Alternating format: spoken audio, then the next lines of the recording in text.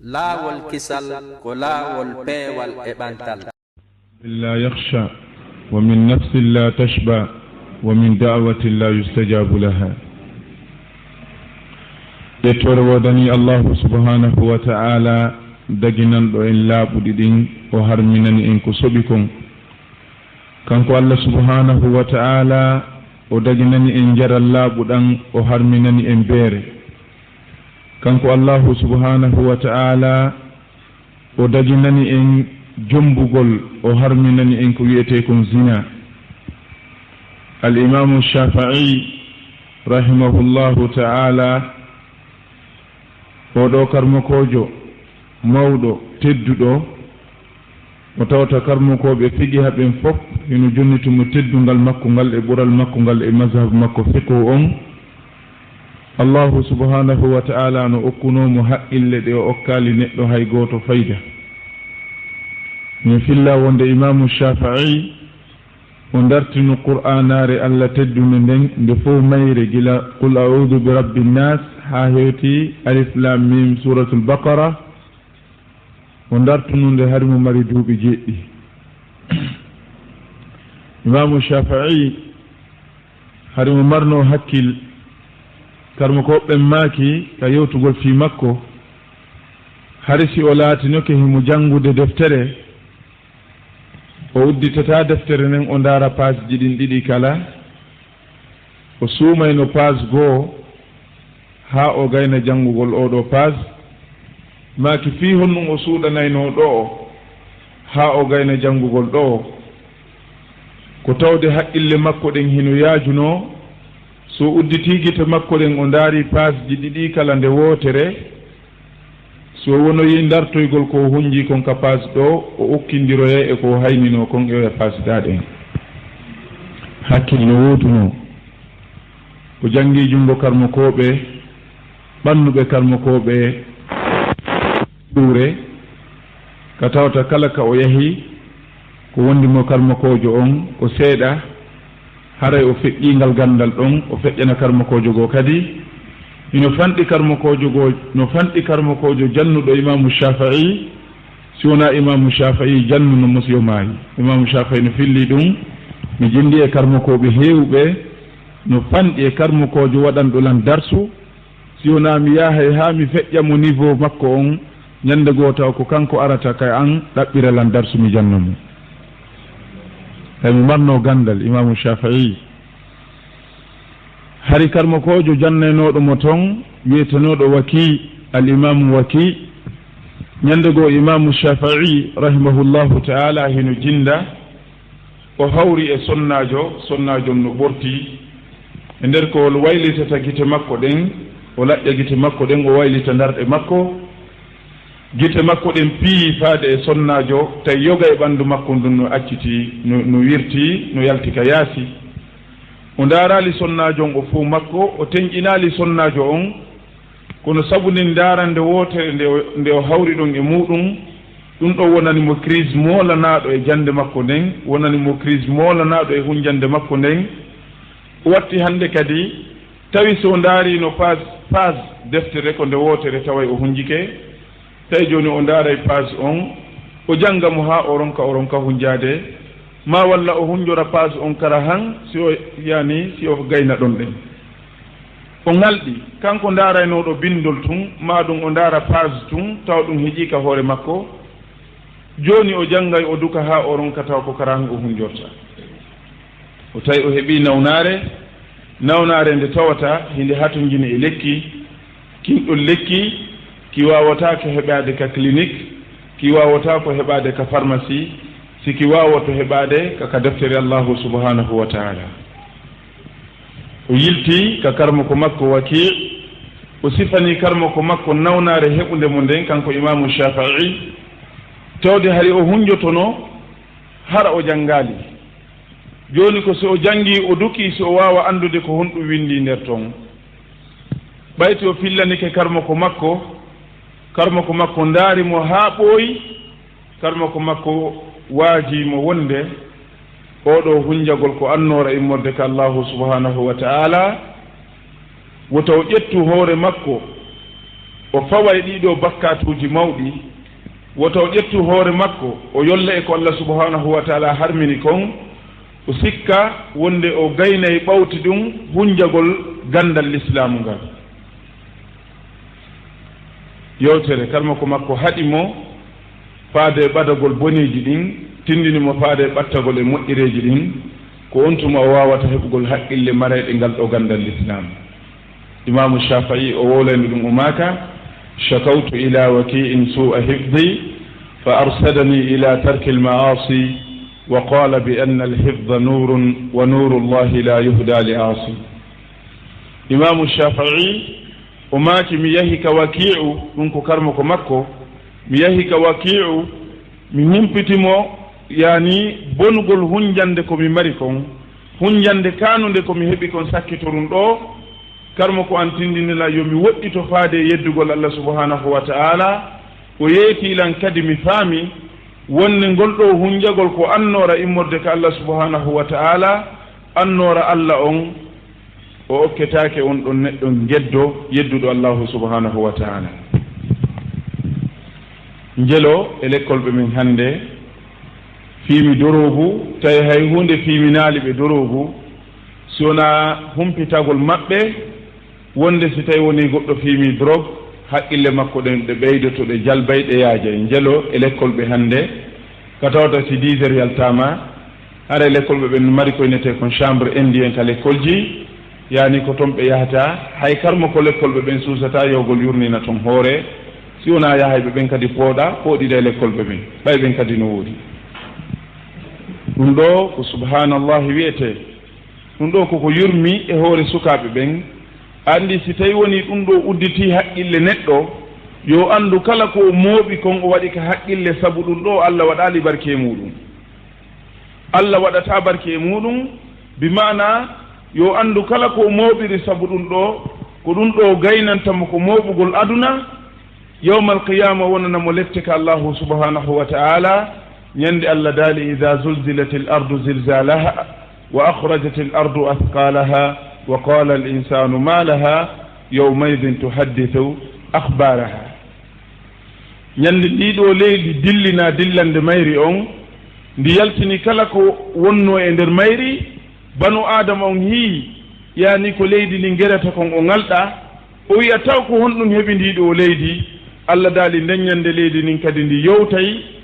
ko ndi duwa yowtude kon tawde Allah subhanahu wa ta'ala yamirindi yo ndi yowtu idan musidɓe julɓe tedduɓe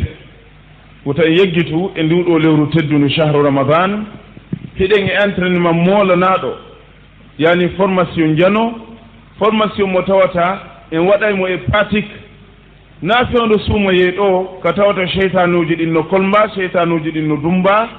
ko ñande tay suumoye o yahi cheytanuji ɗin accitama ɗi arti e ɓerɗe jiyaɓe Allah ɓen wawugol jeerugol hoore muɗum pottina hoore muɗum ga e cheytan faamen wonde ko ɗon woni gorngu ngun e neɗɗanke ko ɗon neɗɗanke on ɗaɓɓa wona fewndo ko tawata ɗo cheytanuji ɗin hiɗi kolmba nelaɗo sallllahu alayhi wa sallam maaki si tawi nduɗo lewru suumaye ndu faandike naatugol si lewru suumaye fokkiti daragol e hoore jiyaɓe allahu subhanahu wa ta'ala noddowo nodda immorde ka kambu o wi'a ya baghiya alghayri abshir wa ya baghiya alsharri aqsir ko ayyo ɗaɓɓowo moƴƴere ko ayyo yangotoɗo liggoo fi ɗaɓɓugol moƴƴere ka Allah welto wakkiloɗa ɗaɓɓugol moƴƴere nde wonɗa ɗaɓɓude nde o nodda kadi o ewno ɓeeɗo wonɓe ɗaɓɓude golleji bonɗi wonɓe yanganade ko boni wonɓe ligganade ko boni ya baghiya alsharri aqsir hey ko ayyo ɗaɓɓowo golle bonɗe ko ayyo liggantoɗo ko boni raɓɓinɗino e ko wonɗa kon sabu lewru teddundu no arde hoore maɗa lewru teddundu no arde hoore maɗa raɓɓinɗino faade gollugol ko boni kon ko ɗum waɗi Allah subhanahu wa ta'ala hanaka yeddede few o yeddetake ñalɗi ɗin fof o yeddetake lebbi ɗin fof tentinino ñalɗi shahru ramadan tentinino lewru wiyetedu shahru ramadan lewru suumaye jama on noon hana faamugol wonde ñalorma suumaye no way wano jemma suumaye allah subhanahu wa taala daali chahru ramadan alladi unzila fihi alqur'an ko lewru suumaye ndu allah teppini alqur'ana e muɗum holli suumaye faandaɗo on ko lewru ndu fof allah wi'aali ñalɗi suumaye ɗin sakko jemmaji ɗi yalta o wi'aali jemmaji ɗin sakko ñalɗi ɗi yalta sa ndaari todena no aya qur'ana on ardiri noon no fensitiri noon a tawa e jemmaji goo e nder suumaye no teddi ka allah ɓuri ñalɗi goo sabu no e suumaye jemma gooto mo allah subhanahu wa taala teppini alqur'ana e muɗum allah daali inna anzalnahu fi laylatin mubaraka min teppini nde ɗo deftere alqur'ana e jemma tedduɗo jemma barkinaɗo oɗo jemma ko kanko ari ka suratul qadre ko allah subhanahu wa taala daali laylatul qadre hayrum min alfe shahr oɗo jemma laylatul qadre himo moƴƴi ka allahu subhanahu wa taala ko ɓuri lebbi wuluure yani duuɓi 94 84 ans duuɓi 94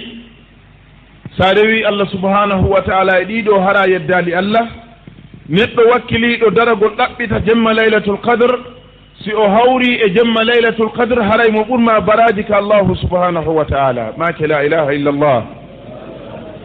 ndo ko ɓural ngal allah subhanahu wa taala okki mofte muhammadin sallllahu alayhi wa sallam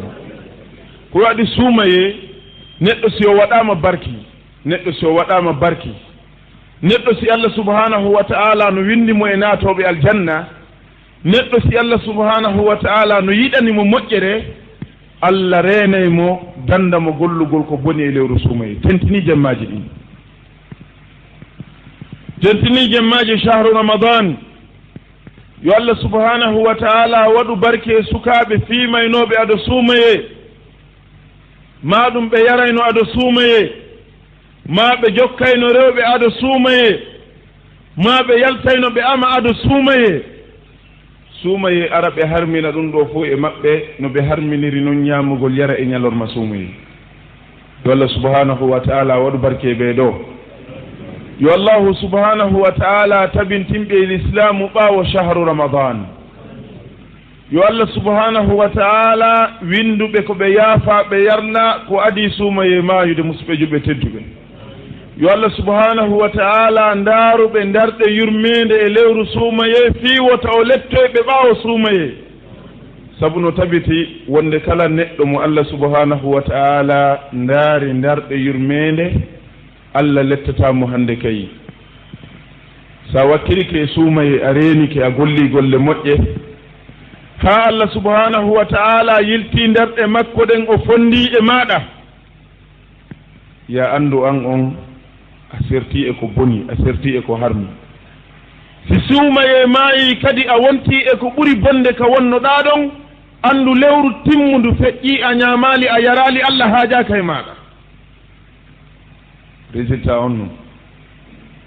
an suumaye feƴƴi a wonti ka wonnoɗa andu lewru ndu fof a ñamali a yarali a immike a sugulike a naafi a dari ka qiyamul layl kono seedi tan hoore maɗa wonde allah subhanahu wa taala o ƴettali gollal maɗa ngal hay ñalande wotere fof mo watte sooke ma an andi kon to watta perdi ko neɗɗo tuubay o rutto sa yi goɗɗo no golla golle bonɗe wota sikku koye immorde makko kanko si allah no faalano wattano allah ndaaru oɗo jiyaɗo tawi allah haajaka e makko tawi ko ma o naata jahannam allah subhanahu wa taala accidimo e hoore makko o yeddi allah sa yeddi allah wullu e hoore ma wullu e hoore ma andu allah subhanahu wa taala rabbu samawati wal ard ko haajaka e ma ko ɗum waɗi nelaɗo sallllahu alayhi wa sallam si tawino ɓe salminino waɓutuɓe townayno sookeje maɓɓe ɗen ɓe toro allah ɓe inna allahumma la takilni ila nafsi tarfata aynin wala aqalla min dalik fa innaka in wakaltani ila nafsi ila nafsi adakhaltu nafsi fi lmaasi nelaɗo toro sono allah ɓe maaka allah mi torikema wota accidan e hoore an ayi la takilni ila nafsi tarfata ayn allah mi torikema wota accidan e hoore an beru yinƴango beru maƴango yitere ta accidan e hoore an nelaɗo no andi fi hon ɗum par ce que ɓe andi si allah accidi goɗɗo e hoore makko beru hinƴango o yedda e allah subhanahu wa taala hatto yedde allah cheytanu no wi ka qur'an la atiyannahum min bayni aydihim wa min khalfihim wa an aymanihim wa an shama'ilihim wala tajidu aktharahum shakirin hatto yedde allah subhanahu wa taala cheytanu no wino allah wonde ɓeɗo jiyaɓe maɗa wiwɓe rewete ɓe yeddami min iblis mi iwrana ɓe gauche mi iwrana ɓe droite mi iwrana ɓe yeeso mi iwrana ɓe ɓaawo ñande dargal si a immintini koyɗo jiya koye maɗa a taway ko seeɗaɓe an allah marɗa wonɓe ma rewde no faaliraɗana heddiɓe ɓe fof mi yippotoɓe mi watta e groupe an on nelaɗo sorson allah ɓe maka allahumma la takilni ila nafsi tarfata aynin wala aqalla min dalik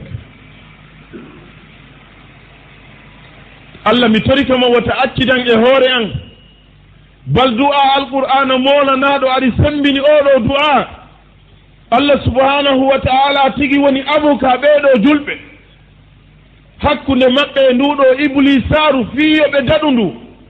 allah daali rabbana la tuzigh qulubana ba'da id hadaytana wa hab lana min ladunka rahmatan innaka anta alwahhab allah min torikama wata oñu ɓerɗe amen ɗen ɓaawo a fewnude men ɓaawo a naadude men ka juulirdaji min heɗo waajuji min juula qiyamul leyl min juula salatu tarawih ɗum ko ɗina filaji min juula geeƴe subaka e fana e alansara ka juulirde ɓaawo min heɓude ngal ɗo peewal rabbana joomi amen la tuzigh qulubana ba'da id hadaytana allah wata oñu ɓerɗe amen ɗen wota oñu ɓerɗe amen ɗen ɓaawo a fewnude men tawde kombo oñata ɓerɗe ɗen ko allah ko mboni majjinowo jiyaɓe ɓen ko allah ko mboni fewnowo ko allah rabbana la tuzigh qulubana ba'da id hadaytana nelaɗo attirali hoore makko e hoore makko bal o ƴettu hoore makko o watti e sooke allah subhanahu wa ta'ala o tori kadi yo allah reenu mo ayne hara allah accidali mo e hoore makko beru maƴango yitere tawde nelaɗo no andi bone cheytan la tuzigh qulubana ba'da id hadaytana wa hab lana min ladunka rahma innaka anta alwahhab ko ɗum waɗi oɗo karmakojo tedduɗo maketeɗo ibnu hasm ko karmakojo jeyaɗo e karmakoɓe kummaluɓe kal islam nde o wonno yewtugol fii ɓural kaaɗo korka ɓural nduɗo lewru suuma e shahru ramadan ibnu hasm o maaki junubaji ɗiɗi bakkatuji ɗiɗi bonnereji ɗiɗi kal islam mi hiyaali ko fotata e majji si wona shirka ngol allah subhanahu wa ta'ala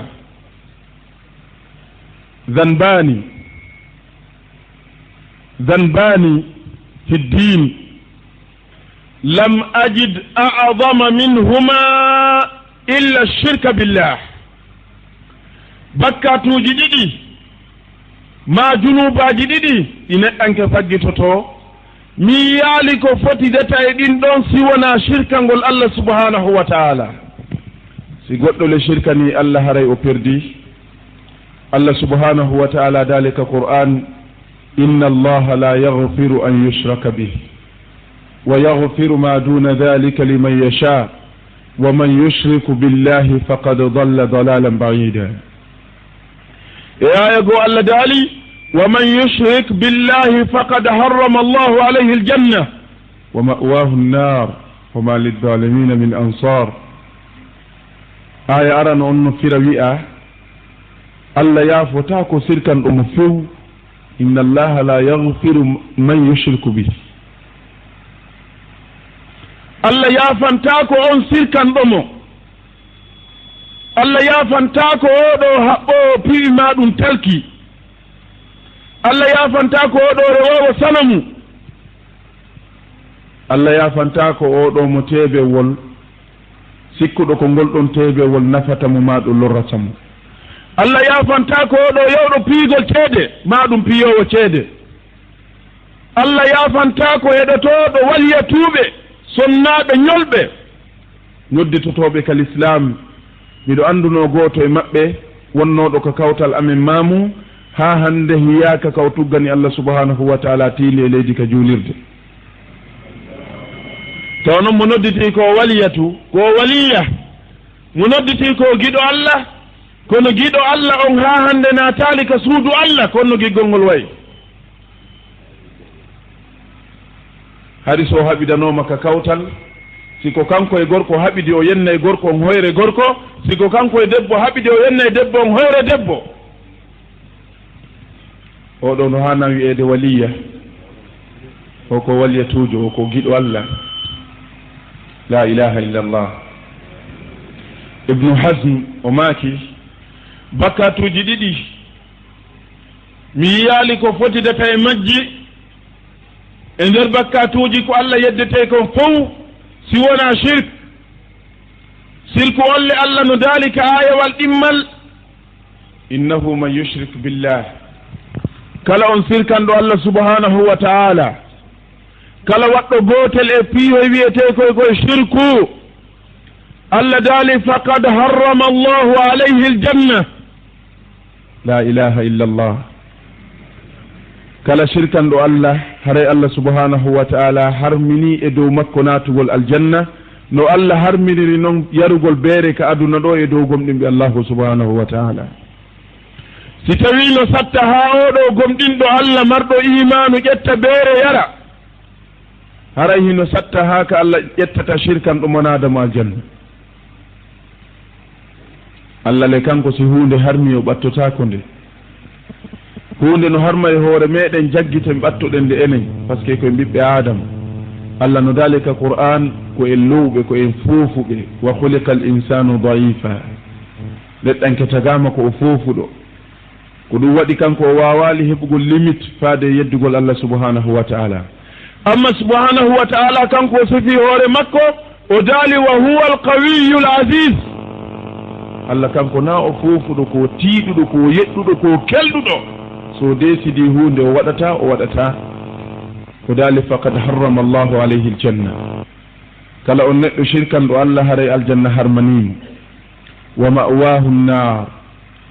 werde makko nen ko natugol hiite jahannam wa ma lidhalimina min ansar ɓeɗo shirku ɓe naada yiite jahannam si ɓe naadama nder toon ɓe heɓata ballo ko yaltinoɓe ka yiite abadal abidin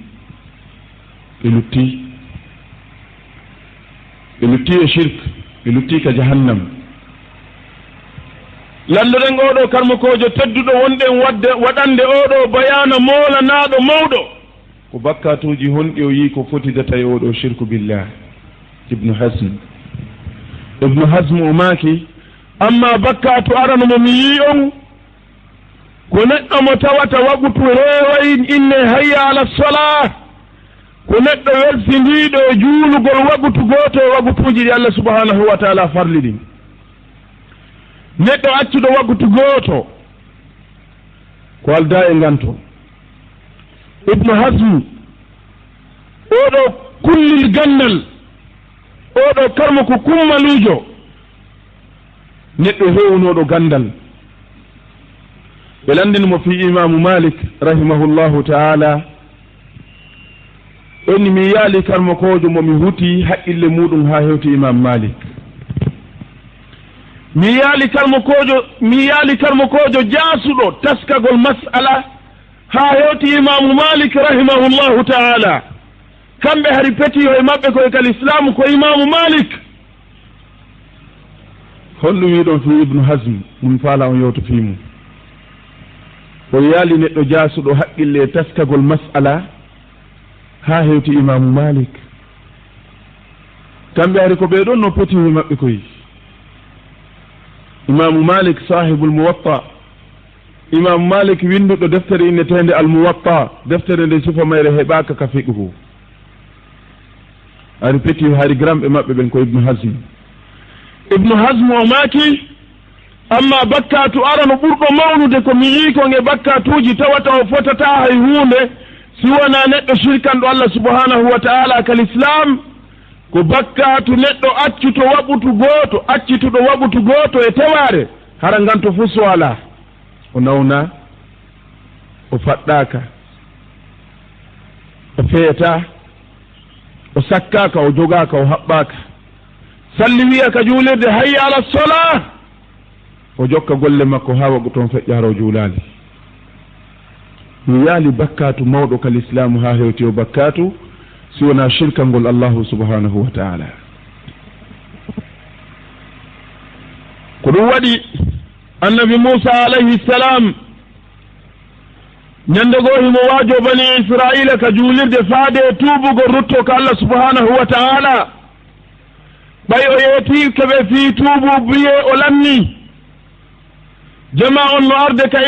ka annabi moussa alayhi salamu ɓe tuuba annabajo allah on toranoɓe allah hadi ɗum ɗo ko jikku annabaɓe ɓen yaajugol yurmede maɓɓe ɓe noddayno yimɓe maɓɓe ɓen are men tuubana on malaɓe ɓen e maɓɓe jaɓa yimɓe ɓe allah waɗi barki e muɗum si ɓe wajama ɓe jaɓay si allah no waɗi barki e goɗɗo so wowlanama kal islamu o nanay so nani o hutoray so hutori o tabitay barkino e ma amma yimɓe annabi nuhu alayhi salam ɓe jaɓano ɓay ɓe jaɓali allah halki ɓe annabajo on noddi ɓe areɓe tubana on ka allah allah subhanahu wa ta'ala jaɓali ɓe noto allah daali wa ida qila lahum ta'alaw yastaghfir lakum rasulullah la wa kullama da'awtuhum litaghfira lahum ja'alu asabi'ahum fi adanihim ɗo ko annabi nuhu alayhi salam allah tuma kala mi noddi yimɓe am ɓe yo ɓe aru mi tuubanaɓe ɓe insinanoɓe ka allah ɓe waɗa kolli maɓɓe nin ka noppi maɓɓe wa fentesa haala bandi wa boron wa mi anda honno machallah kalimaji ɗi ala firo ɓe waɗano kolli maɓɓe nin ka noppi fiwota ɓe nan wajuji l'islam allah subhanahu wa ta'ala o dalika qur'ana résultat golle ɓeɗo ɗen mimma khati'atihim ughriqu fa udkhilu nara sabu ɗiɗo bakkatuji maɓɓe ko ɓe ɗurnino kon e dawa l'islam on mi yooli ɓe mi naadi ɓe jahannam nelaɗo sallllahu alayhi wa sallam ari allah daali wa ida qila lahum ta'alaw yastaghfir lakum rasulullah lawwaw ru'usahum lawwaw la ilaha illa allah si tawi woni a wii ɓeɗo are mi nodda on faade diine allah kan mi tinnina on golleji ɗi golloton allah yaafo on taw son maayi on naata e aljanna lawwaw ru'usahum ɓe hayla koye maɓɓe ɗen wa ra'aytahum yasuddun dara tawa ɓe hannde kadi ko sakkotoɓe diine allah subhanahu wa ta'ala wa hum mustakbirun taw ko ɓe mawnintiniɓe ɓeɗo ɓe allah windi e oɗo liste noir ko américainata ko liste noir ko George Bush marno kon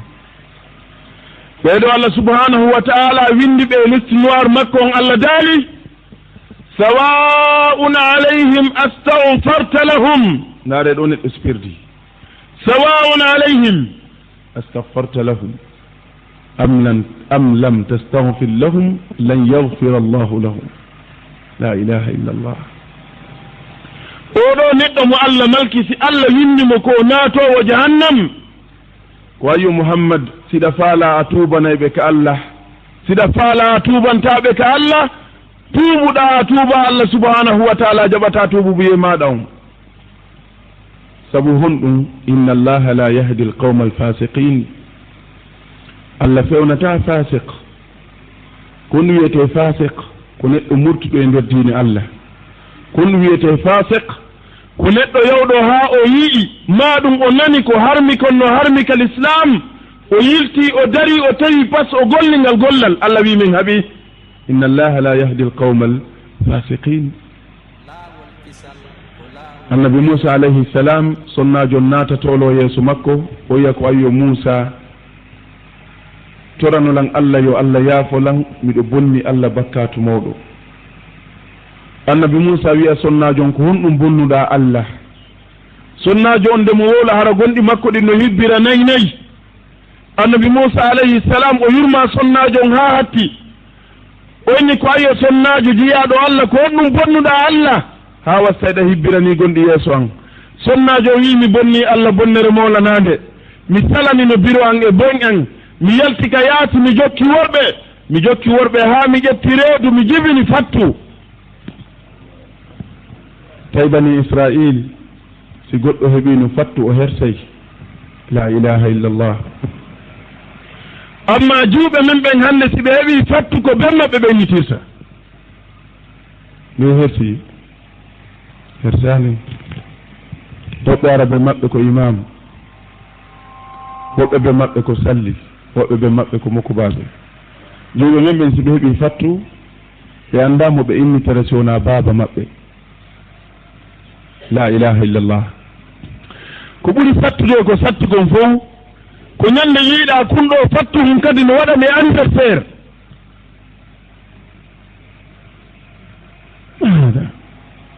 kon ɗum non ko fattu no waɗanede anniversaire on welti ko fattu ari kon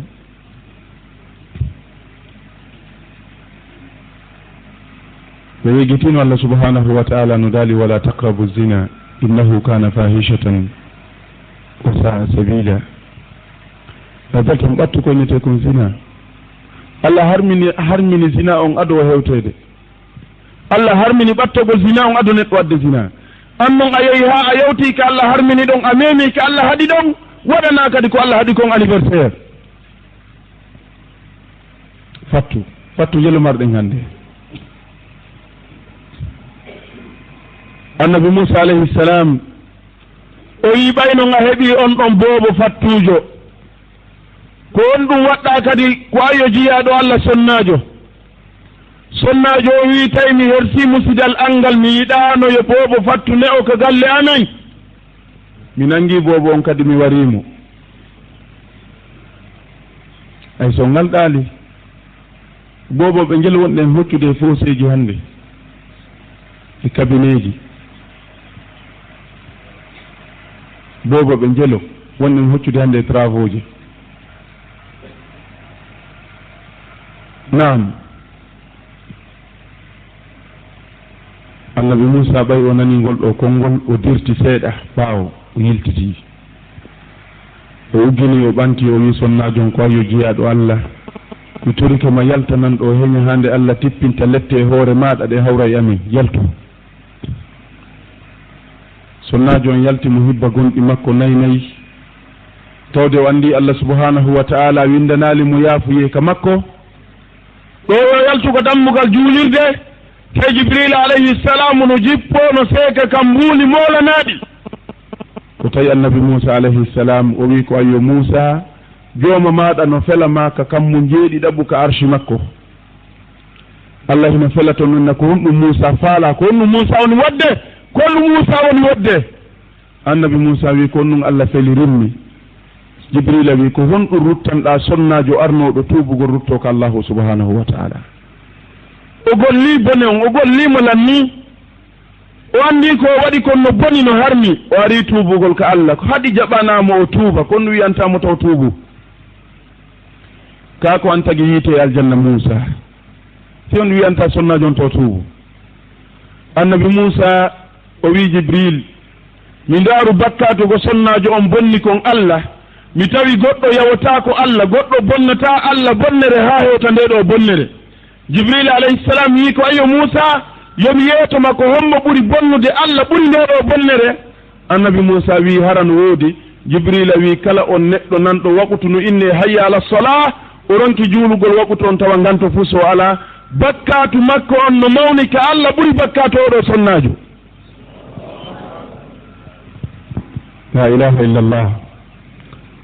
jelo men faggitiɗi bakkatuji sa waɗi nde wotere ɗa ɓuri oɗo sonnajo bakkatu ka Allah ko wagutuji jelu accuɗa sukaɓe ŋaccandalan hakke miɗo hiiɗi yewtugol nde toɓɓere mi yigga nde fi notagol juulugol ka juulirde tawde mi annda gollal ngal neɗɗo hasbete yawmal qiyama ko adi nde ɗo julde la arif mi yaali gollal ka diina ngal neɗɗo hersinoto e muɗum ngal wona sabu o naata jahannama haa yewti julde man taraka ha fakad kafar ko waɗi oɗo karmakojo maketeɗo ibnu uthaymin o landano fi ñawore neɗɗo accuɗo julde e ndeɗo deftere makko ndeɗo deftere karmakoɓe molanaɓe wiyetede ulamaul baladi l haram mi wolana on mi précisa hay kam mi ƴetti ɗum komi wolata kon to woɓɓe sikku ko faale am noon wolude ma ko yela am ma ko yiɗi an imam ibnu uthaymin karmakojo molanaɗo kummalujo jeeyaɗo e karmakoɓe ɓe wuuriduɗen ɗo neɓali ko feƴƴini mamlaka arabia saudiya ñande ɓe landinomo ɓe inni kon ɗum woni ñawore neɗɗo accuɗo julde si tawi woni kadi siɗɗo maɗa acci juulugol est ce que an e makko ɗon duwa ñaamidugol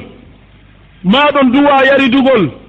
ma si tawi famille maɗa on fof acci juulugol est ce que no dago an e maɓɓe ka hoɗi ɗon galle woote on andi landi ɗon no andi probléme ko innete kon accugol waɓutu o yii ha ko naɓi to landal ngal karmakojon o maaki si tawi woni yimɓe woniɓe juulata few goɗɗo duumike angal julde few o tuggata tiinde e leydi few wonni fahum kuffar haray ɓen ɗon ko ɓe heeferaɓe yedduɓe allahu subhanahu wa taala murtaddun ko ɓe murtuɓe yaltuɓe sharia allah subhanahu wa taala kharijuna ani l islam ko ɓe yaltuɓe kaaɗo diina wiyeteka l islam wala yajuusu an yuskana maahum dagantakoma kadi nde hoɗidata e yimɓe ɓe juulata ibnu uthaymin ɗonni kono noon e hoore ɗum ɗo fof ko waɗɗima ko noddugol ɓe faade ko innete kon julde annintinaɓe sonka e dow maɓɓe kono nayon hoɗitu o wi sabu accuɗo julde ko keefeero ɗum no mari dalilu ka qur'ana allah subhanahu wa taala hino mari dalilu ko hadisaji nelaɗo sallllahu alayhi wa sallam hino mari dalilu e sahabaɓe nelaɗo sallllahu alayhi wa sallam hay ko haqqille taskoto kon ɗum no holli wonde neɗɗo so acci julde ko keefeero amma dalil on ka qur'an karmakojo tedduɗo ibnu uthaymin o maaki allah daali ka qur'an ka suratu tawba aya 11 fa in taabu wa aqamu salata wa atawu zakata fa ihwanukum fi ddin si tawi woni ɓe tuubi go'o ɓe ñinni julde nden ɓe tabintininde ɗiɗi ɓe itti jakka jawle maɓɓe ɗen tati allah daali fa ihwanukum fi ddin haray hande kadi ko on siɓɓe ka nder diina ara noon ɗum fa in taabu neɗɗo waɗowo zina yara beere taw sikkumno ka nder l'islam tooña ñaama riba jam fo wujja ñaama jawle harmuɗe o ala ka l'islam fa in taabu si ɓe tuubi ɓe acci ɗiɗo boneji fof wa aqamu salah ɓe ñinni julde ɗen waɓutuji ɗin jowi tawi ɗi mankata wa atawu zaka si tawi ɓe mari jawle ɓe itti jakka jawle maɓɓe ɗen si ɓe ala hiɓe yaafa allah daali fa ihwanukum fi ddin ko on tuma ɓe woni siɓɓe moɗon ka nder diina holli si tawi woni neɗɗo tuubali o acci geddi harmuɗi ɗin si tawi woni neɗɗo tabintinali ɗiɗo waɓutuji jowi si tawi woni neɗɗo jon jawdijo mo ittata jakka oɗo o jeyaka ka nder l'islam wona o siɓɓo julɓe ɓen ka nder l'islam ɗum faami aya qur'ana on faalayo ɗum ɗo woni message wonowo ko haqqille meɗen ɓaawo suumaye fiyo kala heɗitiɗo nde ɗo yewtere woni ko e CD ma ko e cassette ma tawdaɗo e meɗen ɗo yo andu ñande o acci waɓutu goto ko allah subhanahu wa ta'ala nden ñande harayna o siɓɓe julɓe ɓen allah daali fa ihwanukum fi ddin haray nden ñande koɓe siɓɓe mum ka nder diina amma hadise on nelaɗo sallllahu alayhi wa sallam no maaki e hadise selluɗo mo imam muslim filli ka page 82 kaw yewti ɗon fi banggal julde imam muslim o maaki wonde nelaɗo sallllahu alayhi wa sallam ɓe maaki inna bayna arrajuli wa bayna alshirki walkufri tarku salah ko woni hakkunde neɗɗo e sirkangol allah ma ko woni hakkunde neɗɗo e yeddugol allah ko accugol julde tarku salah yani neɗɗo ñande o acci julde wo yo andu ko kontaɗo ko shirkanɗo allah yo andu ko kontaɗo ko yedduɗo allahu subhanahu wa taala o addali hadise goto o addi hadise kadi selluɗo ka imam muslim hadis mo sahabajo wiyeteɗo bourayda filli ka nelaɗo sallllahu alayhi wa sallam maaki al ahdu alladi baynana wa baynahum alsolata faman tarakaha faqad kafar aadi wondi nin hakkunde meɗen limite keerol wongol ngol hakkunde neɗɗanke keferagu ko ɗo mana ko innete kon julde nelaɗo maaki kala accuɗo julde haare o yeddi allah subhanahu wa taala ɗum ɗo ko konngol nelaɗo sallllahu alayhi wa sallam amma konngol sahabaɓe ɓen sayidna umar ibne alkhatab radiallahu taala anhu wa ardah nde ɗo hoodere jalbu nde oɗon ɓiɗɗo gorko mo allah subhanahu wa taala waɗi sabu yo l'islamu wuuro e jamanu makko neɗɗo mo nelaɗo ma kayno umar ñande mayɗa wo l'islamu ko l'islamu adotoma wullugol taho hakke fewndo makko ko l'islamu darino kon feewi hakke ko l'islamu ñiiɓuno kon tabiti fewndo umar ibne alkhatab hakke ko l'islamu marno kon doole dow ayɓe l'islam nelaɗo maki ñande mayɗa umar adotoɗoma wullude ka hoore leydi ko l'islam miijite fi allah ñande l'islamu hibbi gonɗi fi banu adam ka leydi o wonno tappowo kanda o wonno jokkowo jiwɓe o wonno ɓiɗɗo gorko minni umar wota sikku ko jinnaru ma malayka mon ma haalande ma yimɓe aranɓe mon ma haalande ko neɗɗo wuruɗo ka 7e siècle umar abdul khattab on no neɗɗanke sifa ma saydna umar kanko o makuno wonde neɗɗo si tawi woni o juulata o ala geɓal ka l'islam neɗɗo mo juulata o ala geɓal ka l'islam o jonnetake sadaka o ronata o jonnatake jakka o noddinta o junnata hay hunde o firsata o hay hunde o ala geɓal ka l'islam neɗɗo si woni o juulata ko ɗum waɗi oɗo sahabajo maketeɗo abdoullahi ibnu shaqis o maaki kana ashabu nnabiyi sallllahu alayhi wa sallam la yarawna shay'an min al a'mali tarkuhu kufrun illa alsalah abdoullah ibne shaqif oɗo sahabajo tedduɗo o maaki hari sahabaɓe nelaɗo on sallllahu alayhi wa sallam ɓe yiyatano hay hunde ka l'islamu nde tawata sa accinde a wonay ke feere suwona julde ɗo ko konngol sahaba ridwanullahi taala alayhim ajmain ko ɗum waɗi ha joni miɗo e nder dars oɗo karmakojo makiteɗo ibnu uthaymin woni tuma noon tabiti tuma noon kala ɓangani en tabiti wonde neɗɗo acci julde si tawi woni seydna umar wi'i on ɗon o ala geɓal ka nder l'islamu o wi hino ɗo geɓe ɗe neɗɗo on hanaɗen hendade ka nder l'islam so acci julde ara ɗum ɗum la yasihu an yuzawwaj neɗɗo so juulata sellataka o jombine ɓiɗɗo julɗo sellataka o jombine ɓiɗɗo julɗo ƴasporaru arnduɗoɗen ha hande tippali e nder juulirde no waɗi seenwol e dande muɗum no jinda oɗo yaha toro ɓiɗɗo julɗo ndaara jinku fiiku laba par ce que kamɓe ko fulerɓe jombata ko gariji ɓe jombata ko manoken e férouge e ɗuma ko nandetata e ɗum ko ɗum haaju maɓɓe